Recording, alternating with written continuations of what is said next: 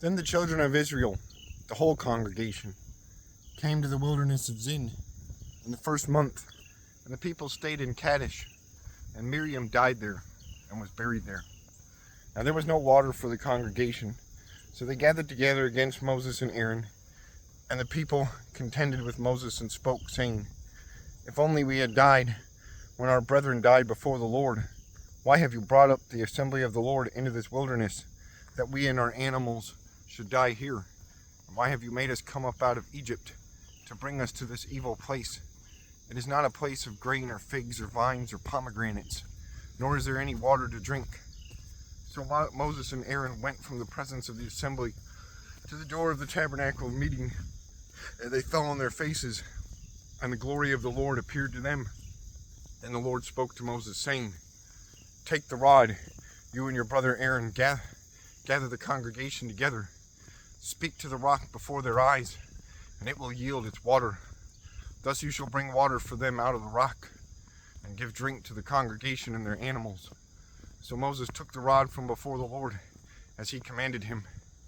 And Moses and Aaron gathered the assembly together before the rock, and he said to them, "Hear now, you rebels, must we bring water for you out of this rock?" Then Moses lifted his hand and struck the rock twice with his rod, and water came out abundantly, and the congregation and the animals drank. Then the Lord spoke to Moses and Aaron, "Because you did not believe me, to hallow me in the eyes of the children of Israel, therefore you shall not bring this assembly into the land which I have given them." This was the water of Meribah, because the children of Israel contended with the Lord, and he was hallowed among them. Now Moses sent messengers from Kadesh to the king of Edom. "Thus says your brother Israel, you know all the hardship that has befallen us, how our fathers went down to Egypt, and we dwelt in Egypt a long time. The Egyptians afflicted us and our fathers. When we cried out to the Lord, he heard our voice and sent the angel and brought us up out of Egypt. Now here we are in Kadesh, a city on the edge of your border.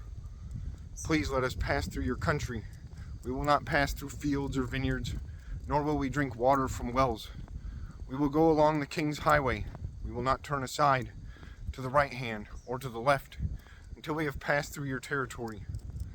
Then Edom said to him, "You shall not pass through my land, lest I come out against you with the sword." So the children of Israel said to him, "We will go by the highway, and if I or my livestock drink any of your water, then I will pay for it. Let me only pass through on foot, nothing more."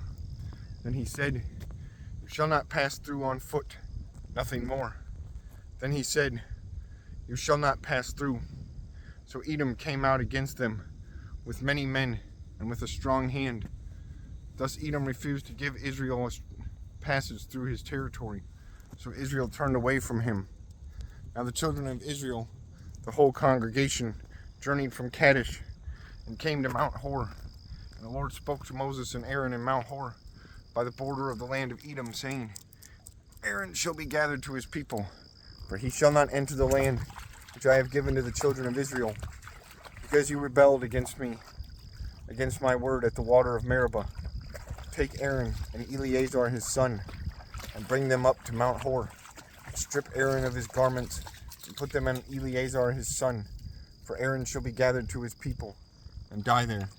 So Moses did just as the Lord commanded, and they went up to Mount Hor in the sight of all the congregation.